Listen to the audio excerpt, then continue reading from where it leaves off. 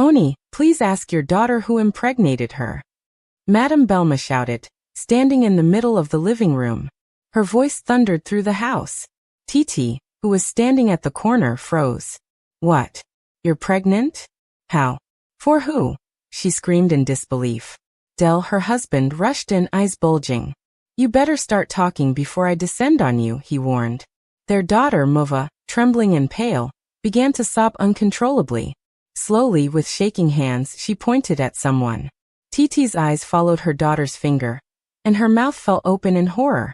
Fey, she gasped. You impregnated your sister? The room spun. Del staggered back, grabbing the wall for support. Years earlier, in the quiet village of Amanla, none of this was even imaginable. Titi was once a bright 16-year-old girl, raised in the poor but humble household of Mr. and Mrs. Adini. They didn't have much, just a small farmland they worked on daily to survive. Her parents were respected in the village, despite their struggles. Titi was always up early, helping on the farm before school, never once complaining. Her father, Mr. Adini, would often say, Titi is the son I never had. Life was hard, but they found joy in the little they had. Then tragedy struck. Mr. Adini fell ill, a sickness that drained his strength and their savings. Titi was forced to make a difficult choice. Drop out of school and take over the farm work. Titi, though just a teenager, rose before dawn each day to toil on farmlands, trying to feed her family. She worked like a grown woman, doing 3 jobs in a day to earn a few coins. But her father's illness only worsened. She tried borrowing from villagers, many of whom her father had once helped, but they turned their backs. Her mother cried silently each night, while her father often whispered, Let death take me. I am only a burden. Titi pretended not to hear those words, holding on to the hope that things would get better. But that hope faded one rainy afternoon. That day, Titi was working on a second farmland when Philo, a young villager, ran up to her, crying. Come home, now, was all he could say. Titi dropped her hoe and ran. As she reached their compound, a crowd had gathered. No, she whispered, heart pounding.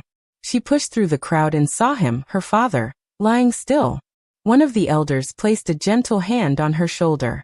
He's gone, Titi. He fought long, but it was time. A sharp scream escaped her lips before her body gave way. She fainted and was rushed to the village nurse. When Titi regained consciousness, her head felt like it had been cracked open. As reality returned, she screamed and bolted from the nurse's room. Let me go, she cried. She dashed home, grabbed her father's clothes and hugged them tightly. Wake up. Please wake up. I left school for you. I worked myself to the bone. Please wake up. Her cries echoed through the house. But her father would never wake again. He was buried 2 days later, and nothing felt the same. Her mother, hollow and mute, barely ate. Just 3 months after the funeral, Mrs. Adini too gave up on life. Now completely alone, Titi wandered through the village like a ghost. People pitied her, but none offered real help. One day, a woman she had once worked for approached her. I know someone in the city who needs a maid. Are you interested? Titi nodded. She had nothing left to stay for. Before leaving, she met her future employer, Madame Amadeji, who suggested an arrangement. Titi would work as a maid, but her salary would pay for her school fees. Titi accepted instantly. This was her second chance. Madame Amadeji turned out to be a blessing. She treated Titi like a daughter, gave her a room of her own, and kept her promises. Titi went back to school. With hard work and determination, she passed her exams and secured admission into a nearby university. Amadeji provided for her like her own child. I see my younger self in you, she would say. Titi never stopped being grateful. After her graduation, she got a well-paying job in a finance company. Though it pained both women, she eventually moved out. But she visited often, calling Amadeji her true mother. At the company, Titi climbed ranks quickly. She became a department head in less than a year. Her weekends were swallowed by reports and strategy meetings. Love had no place in her schedule. The men she met were either unserious or lacked ambition. I need someone who can match my fire, she often said. She wasn't in a rush. Her past had taught her patience and resilience. Then one day, during a high-stakes business meeting, her assistant informed her. The company's biggest partner is here, Ma. Titi walked out of her office and locked eyes with a tall, dark-skinned man with a gentle smile. Good morning, sir. Are you Mr. Delano? She asked. Yes, he replied. And you must be the beautiful Titi I've heard so much about. She blushed lightly, leading him into the meeting room. After the meeting, they exchanged contacts. At first, it was all business. But soon Delano called her outside of work. Can I take you out sometime? He asked. To her surprise, Titi said yes. Their date was filled with laughter, long talks, and subtle glances. He's everything I want, Titi thought. Hardworking, focused, kind. That night, she blushed as she recalled their moments. The next day, Delano called. Titi, I meant every word. I like you. Her heart skipped. Yes, she said softly. Their love grew like wildfire. Despite their busy lives, they made time. Months later, Delano proposed. Titi cried tears of joy and said yes. Their wedding was small but elegant. It was the happiest day of her life, or so she thought. Titi and Delano settled into married life with love and determination. Both had demanding careers. Delano often traveled for business, while Titi was practically married to her job. Still, they communicated, supported each other, and looked forward to expanding their family. When Titi found out she was pregnant, the couple celebrated with laughter and prayers. One evening, Titi said, My love, we need a maid. Someone who can help around the house before the baby arrives.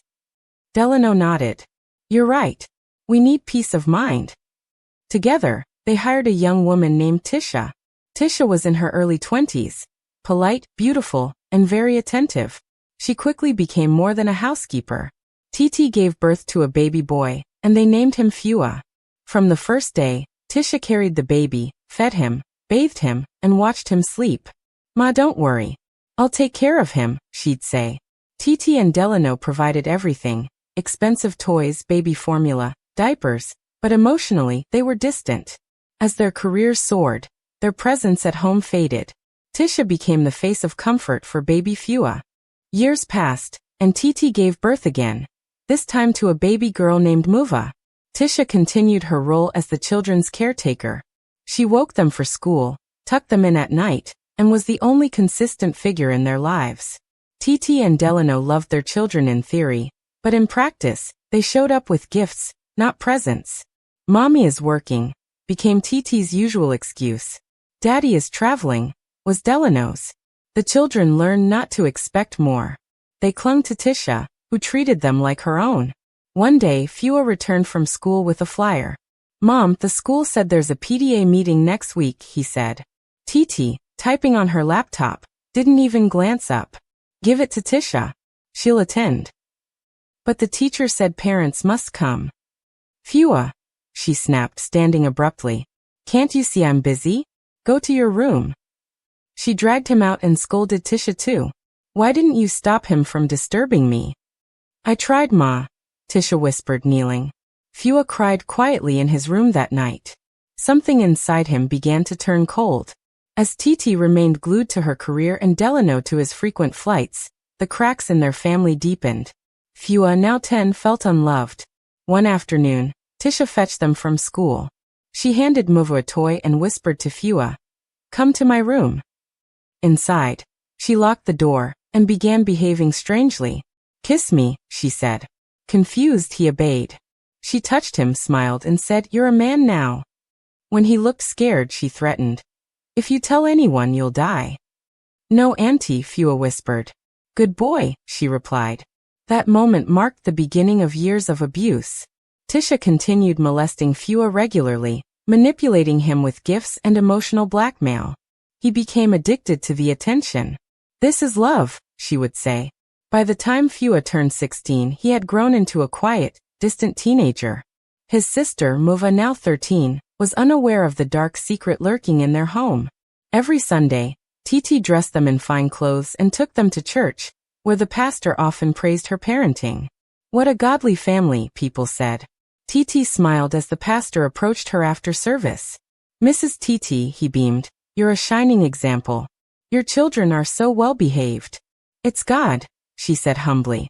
Behind her, Tisha held her purse, her face unreadable. If only you knew, she muttered under her breath.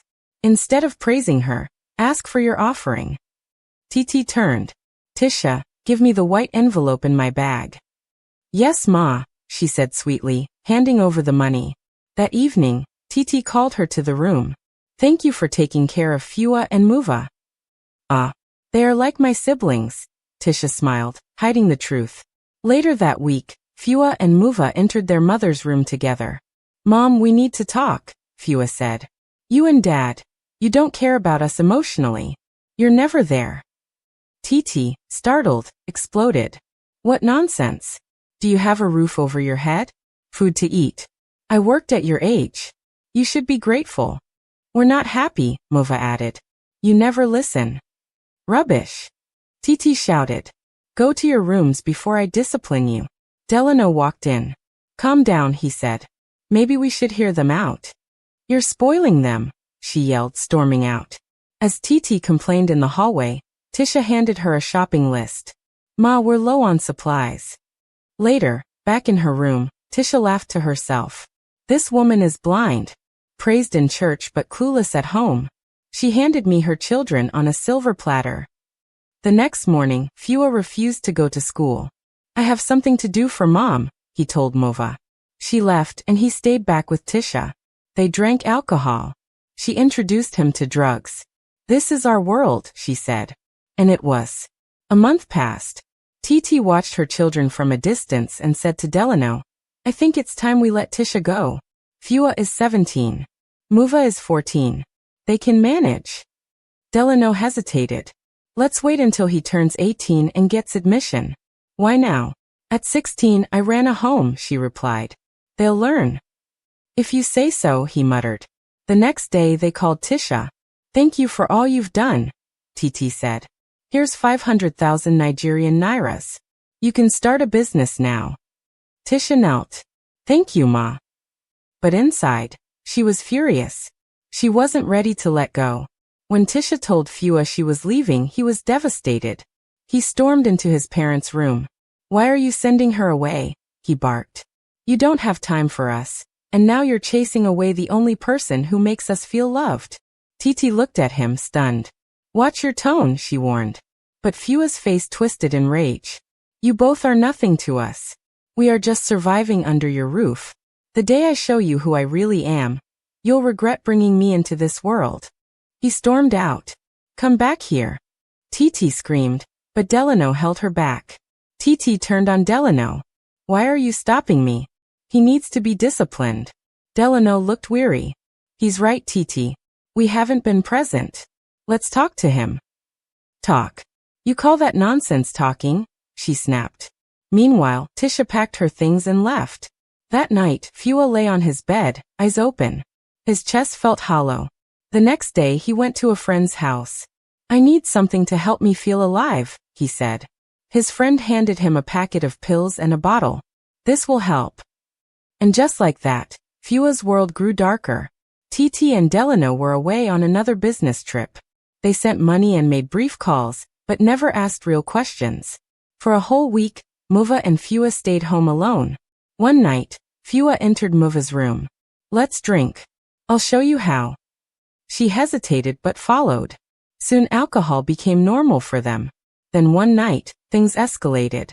What began as a joke turned into something physical. Neither of them fully understood what was happening, but they didn't stop. They repeated the act over and over. The damage had been done, and no one knew. A few weeks later, Muva fell ill. She vomited often and felt dizzy. Titi returned from her trip and decided to take a closer look. Something's not right, she said. She bought a pregnancy test. The result crushed her. Positive. No, no, no, she cried. Who did this to you? Muva looked at the floor, trembling.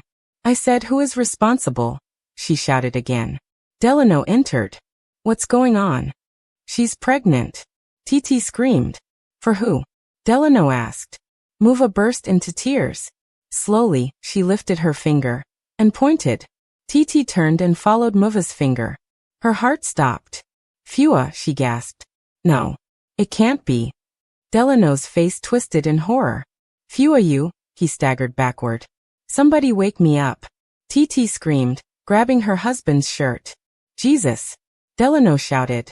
This is all your fault. You sent Tisha away too soon. Don't blame me. TT fired back. You were never around. Delano grabbed his suitcase. I'm done. Handle your mess. He slammed the door behind him. Alone and trembling, TT collapsed onto the couch. Her perfect family image had crumbled. TT stared at Muva in disbelief. I'll fix this, she muttered, fetching a tablet from her drawer. Take this. It will end the pregnancy. Mama. I'm scared, Muva whispered. Just take it, she snapped. Muva swallowed the pill. Hours later, she began to bleed uncontrollably. TT screamed for help. Muva was rushed to the hospital. The doctor came out with a grim face. Her pregnancy was ectopic. The abortion pill worsened it. Is she alive? TT asked. She's gone, the doctor said coldly. And from what she confessed before she passed, both of you failed her miserably. The hospital reported the incident. Social workers were called. When they investigated, they uncovered the years of negligence and abuse in the household. TT and Delano were arrested. The community was stunned. These are the same people praised in church, someone whispered. They looked perfect, another added. But behind the suits and smiles was a tale of emotional absence, sexual trauma, and spiritual blindness. Fua disappeared. No one knew where he ran to. His face was last seen on a flyer. Missing, it read. But no one was really looking. TT sat in prison, staring at the white walls. Her mind replayed everything. Her childhood sacrifices, her achievements, the kids she thought she had provided for. Where did I go wrong? She muttered. But the answer was always the same. She forgot to be a mother. Delano, in another cell, refused to speak to anyone. Their empire collapsed. Assets were seized. Their company board released a public statement. We distance ourselves from the Adelas. Everything they built was gone, because of what they failed to build inside their home. At Muva's funeral, the pastor read from Proverbs 22 verse 6. Train up a child in the way he should go, and when he is old, he will not depart from it. The church was silent. Some cried. Some shook their heads. A girl seated in the back whispered, that could be me. Another mother clutched her daughter tighter. Never again, she vowed. The tragedy was no longer just TT and Delano's. It became a lesson for the entire community. A warning that money is not parenting, and success is not love. In a dusty... Every story carries a lesson. If this one moved you, tap subscribe, so you never miss the next twist in the journey.